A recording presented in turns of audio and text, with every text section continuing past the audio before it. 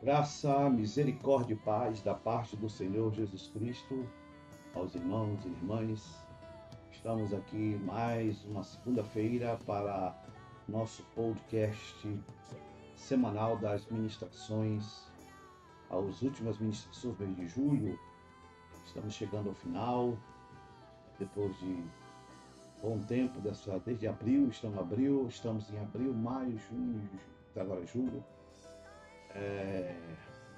Graças a Deus, oramos ao Senhor de alguma maneira. A palavra de Deus tem alcançado a vida de famílias, lares, as nossas vidas e aperfeiçoado o projeto de Deus. Como sempre dizemos, o podcast não é o Senhor. Ele é apenas uma maneira de suporte, que para alguns serve mais, para outros não serve nada, né? Mas, de alguma maneira, também é um momento de reflexão e de meditação. Fique à vontade, como sempre dizemos, o estudo da Bíblia e a aplicação da palavra vem pelo debruçar sobre ela e a inspiração e a direção do Espírito Santo, que é essencial para a nossa vida. Estamos na 30ª semana desse tema. Nunca desista, prossiga, que Deus nos concedeu. Aqui está a nossa agenda, depois eu vou ler a agenda na minha próxima ministração de quinta-feira, essa de terça-feira. Como a gente acabou o mês de junho, não tivemos uma EBFD, então está uma data em branco porque não tivemos EBFD. O preto são a presença da liderança nos cultos e o vermelho em destaque a presença da liderança na EBFD. Esse domingo que passou, não tivemos, por uma explicação lógica, né, de temos as 48 horas de oração, e eu agradeço a todos os pastores, Deus seja louvado pela sua participação. Estamos orando de que Deus está fazendo, irá fazer e continuará fazendo seus milagres, bênçãos, graças, dádivas sobre as nossas vidas. Como falamos sempre sobre a presença, é importante você que vai à igreja, assiste o culto, não deixe de fazer a sua presença. É fundamental. Temos falado, não há crescimento sem participação. Sabemos que alguns estão doentes, enfermos, outros trabalham, existe um período de férias, muitos, como nós, não temos condições de viajar, muito caro, ficamos em Manaus, uma boa oportunidade para estarmos na igreja, participarmos dos cultos, né? E produzimos para o reino. Temos tanta coisa na igreja. A igreja não para, graças a Deus, com o pastor, sem pastor, com minha presença, sem a sua presença, a obra de Deus continua. E é importante a minha parte. Então, você que vai aos cultos, não deixe de marcar a sua presença. Aqui também, como sempre fazemos, é a presença por ministério. Então, o pastor, a sua pastora aí, dê uma olhada, cada ministério, veja aí o nível da sua presença, média, que é geral, não é só líderes, geral de todas as pessoas da EBFD, do culto à noite. Aliás, a linha as colunas em preto são a presença dos cultos e a azul são a presença daqueles em, em azul é EBFD. Então veja seu ministério, qual o nível de participação e atuação na obra e no trabalho de Deus. Também, como temos colocado algumas vezes, essa aqui é a lista de presença os que mais participam ou faz a presença nos cultos. Pode ser até que não participe, tem outras pessoas até que estejam nos cultos, mas não faz a presença. Esses aqui faz ou alguém está fazendo por eles. Às vezes a lista, os 50 a mais presentes no culto, né? E a gente está motivando o lado positivo daqueles que participam. Dê uma olhada também. Eu tenho mandado os arquivos anexos, eu vou mandar, não deixe de mandar. Esse aqui é o comentário que sempre eu faço sobre a presença. Dê uma lida, faça umas considerações, umas avaliações. É importante fazermos considerações e reflexões sobre o trabalho, sobre o reino de Deus. Também a reflexão que já temos comentado algumas vezes sobre a nossa consagração. Estamos no relógio regressivo, provavelmente agora em julho já comecem as inscrições para o Impacto de Profetas, para que o pastor, como sempre dizemos, o Impacto de Profetas é essencial. Só irão ser consagrados aqueles que estiverem no Impacto de Profetas e aqueles, cara, que têm uma atuação na igreja, né? E aqueles que não participam sem justificativa, aqueles que estão ausentes demasiadamente, não vêm sem explicação, não estão doentes, não estão cuidando de alguém, lamentavelmente, mas precisa estar no impacto. Você e eu, como pastores e pastores, também é o dia da consagração para o ano de 2000, restante de 2025 e para o ano de 2024. Todos os anos nós fazemos isso, certo? Então, faça a sua reflexão também sobre isso. Os nossos avisos principais da atividade, está tendo mudanças, eu vou já citar para os irmãos, fique ligado nas mudanças, né, que estão acontecendo e vão acontecer. No dia 27, 28 agora acabou de junho, isso aqui está até errado, né? Tivemos as 48 horas de oração, graças a Deus, Santa Convocação. Começamos agora, dia 4, Nefon. Até a próxima semana eu faço uma ajuste final daquilo que mudou, né? Dia 4 agora, sexta-feira, o nosso Nefão do mês de julho. Congresso de Jovens, ontem fizeram um aviso, parabéns, né? E DNA de Deus, tema muito bom. Congresso de Jovens, nossa reunião ministerial, dia 18, talvez haja uma mudança, eu vou avaliar ainda se pode ter mudança. Dia 19, dia do mês, o Ministério do Mês já está trabalhando, atuando aí fortemente, ação social, um trabalho maravilhoso, evangelismo, querendo fazer isso em todas as bases. Maravilha!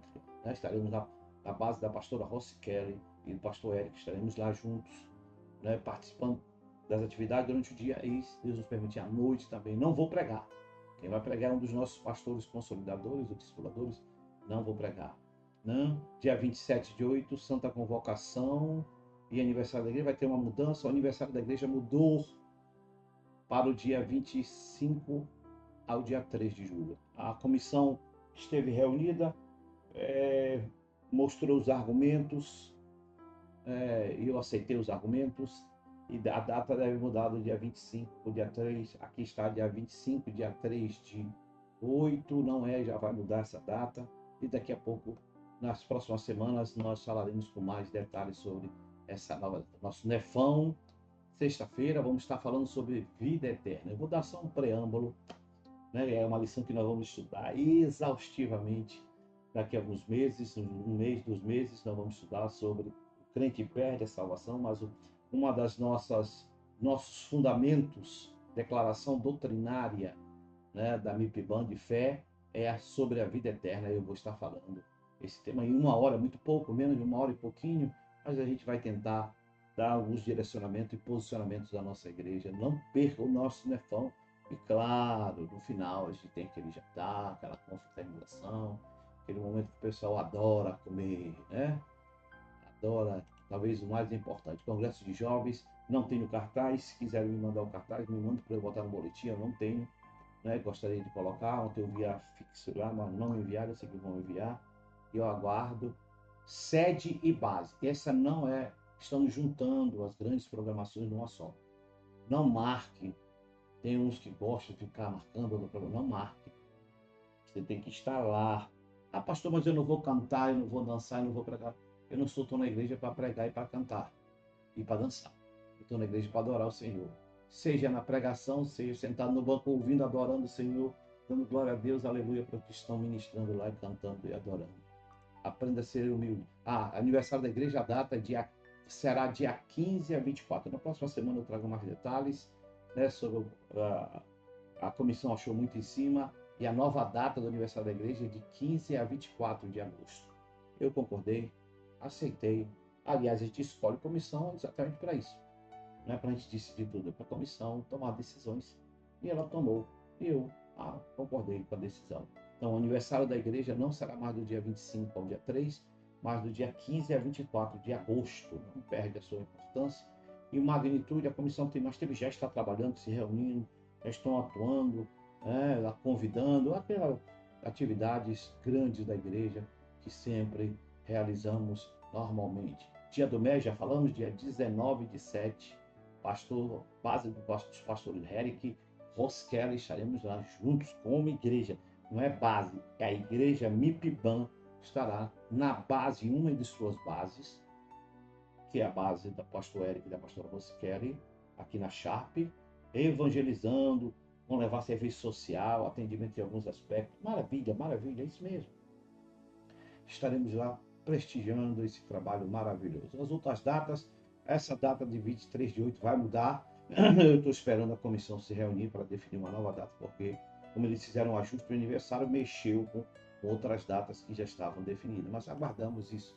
Você que tem NEFs, não esqueça, pastor, consolidador, irmãos que recebem esse material. O boletim está lá, os NEFs, queremos chegar a 100 NEFs. Temos 50 NEFs até o momento. Basta ler o QR Code, colocar o celular, ler o QR Code e escrever o seu NEFs, e ele possa estar escrito. Temos no momento 50 no total de NEFs até o momento. Nosso tema: nunca desista, prossiga, tendo a família como projeto divino. Estamos no último dia do mês, começamos julho amanhã, e é o último mês da campanha, do propósito, do tema que Deus tem colocado em nosso coração. E a ministração de terça-feira, ao pregador e à pregadora: desenvolva um vínculo, o vínculo de Deus em sua família. Qual é o vínculo de Deus? O vínculo de Deus é o amor. O maior vínculo que Deus descreve na sua palavra é o amor. Então desenvolva o amor, o vínculo de Deus dentro da sua família. É fundamental. Não tem como uma família existir se não existir o amor. O amor é a essência, razão, força. Se você quer dizer energia, eu não digo nada disso. É a essência de Deus dentro da nossa casa. É o vínculo, é aquilo que nos liga a Deus, é o amor. Diz a Bíblia, e Ele nos amou, nós aprendemos que Ele nos amou primeiro, antes mesmo de nós o amarmos. O texto que colocamos é Efésios 28, 29. Se o pregador quiser ler lá, um pouquinho mais antes, que aqui parte só fala do esposo, não fala da esposa, mas as mesmas obrigações, os mesmos propósitos estabelecidos por Deus dentro do casamento como vínculo de Deus, o amor, para o homem e também para a mulher. Mas ele diz que o 28, o 5, 28 e 29, da mesma forma que ele falou das mulheres amar os seus maridos, da mesma forma, maridos devem amar as suas mulheres como os seus próprios corpos. Quem ama a sua mulher, descobre que ama a si mesmo. Além do mais, ninguém odiou o seu próprio seguidor. Não me firo, a não ser aqueles que têm problemas mentais de automasoquismo, autoflagelamento. Não é o nosso caso. Ninguém jamais odiou o seu próprio corpo. Antes, o alimenta, cuida dele. Como também Cristo cuida, analogia da sua igreja. Que o Senhor Jesus abençoe meu, seu, o nosso coração ao ler a palavra do Senhor. Paulo instrui os maridos e as esposas vice-versa, né? Suas esposas como a si mesmo, da mesma forma que Cristo ama e nutre e cuida da sua igreja. A analogia de Paulo em comparar o amor entre o homem e a mulher e o homem é semelhante o cuidado e o amor que Cristo tem pela sua noiva. A Bíblia fala que Cristo é o noivo e nós somos a igreja do Senhor. Esse mesmo vínculo existente no mundo espiritual descamba para o mundo emocional, vou se chamar, embora estejam profundamente ligados. Eu sempre digo que não diga que a igreja é mais importante do que a sua família, nem que a sua família é mais importante. As duas instituições são importantes e elas se necessitam na sua existência. Uma precisa da outra. Não existe família sem igreja e não existe igreja sem família. Não tente desmerecer um em função da outra ou vice-versa. Né? É que o apóstolo Paulo está nos ensinando. O versículo 28 estabelece um padrão de amor, enquanto o versículo 29 explica por que esse amor é tão importante para o relacionamento, que é o mesmo sentimento que Cristo tem para a igreja. A importância do esposo amar a sua esposa e da esposa amar o seu marido é exatamente está ligado no fato de este sentimento, este vínculo está ligado na essência da pessoa de Deus ou de Cristo para a sua igreja. Ninguém odeia o seu corpo, como diz a Bíblia, mas o alimenta e cuida dele como Cristo faz. E sim, deve ser o marido com a sua esposa, com a sua família, construindo esse sentimento de cuidado, de proteção, de atenção, é que desenvolve o vínculo de Deus que é o amor. Não podemos dizer se não amamos alguém e não cuidamos dessa pessoa. Não tratamos bem, ou não, pelo menos não buscamos tratar bem, às vezes não conseguimos. Mas também nós não aprendemos isso se nós não desenvolvermos esse vínculo que a Bíblia está dizendo. Aqui Paulo compara o amor do marido pela esposa e o amor que ele tem também por si. Isso quer dizer, se ele ama a esposa, ele não vai maltratar a sua esposa como ele ama a si mesmo. Ele tem um cuidado consigo. Se eu tenho uma autoestima maravilhosa, vou tentar transferir isso à pessoa amada e vice-versa. É a mesma. Se eu tenho uma autoestima baixa, provavelmente eu terei problema de passar e transferir este mesmo sentimento para a pessoa que está ao meu lado. O marido deve ver a esposa como parte de si. É parte dele, é integrante dele. E amá-la com o mesmo cuidado e dedicação. Amar a esposa é essencial para a vida a dois, assim como você amar a si mesmo. Eu imagino o relacionamento de um casal onde o esposo não se ama ou a esposa não se ama a si mesmo. Fica difícil demonstrar o sentimento de amor. Ninguém rejeita ou negligencia o seu corpo, ou trata mal, ou cuida mal. Ao contrário, todos querem nutrir, alimentar, sustentar o seu corpo. Assim deve ser um relacionamento com seu esposo, com a sua esposa. Paulo usa essa analogia para ilustrar o amor de Cristo pela igreja. E, por extensão, o amor que os maridos devem ter por suas esposas. Cristo cuida da igreja, suprindo todas as suas necessidades, purificando e a santificando-a, tratando-a bem, como Cristo trata, santifica, ensina, exorta, protege, cuida. Assim deve ser o esposo. Na verdade, o que Paulo está descrevendo é como se transmite a linguagem de amor. A gente pensa muitas vezes que o nosso esposo, falamos isso no seminário de casal, não tem necessidades. E aí tratamos de qualquer jeito ou tratamos do nosso modo, do jeito que nós achamos que é melhor, enquanto na verdade não é isso que nós aprendemos na linguagem de amor. O padrão de amor estabelecido aqui é um amor sacrificial, um amor que busca a felicidade, bem-estar, que cuida, que zela, que protege bem do outro. É um amor que não mede esforços para cuidar, para proteger, para nutrir a pessoa amada. Cristo é o exemplo perfeito de um amor que cuida e que, com cuidado, ele deu a sua vida pela igreja.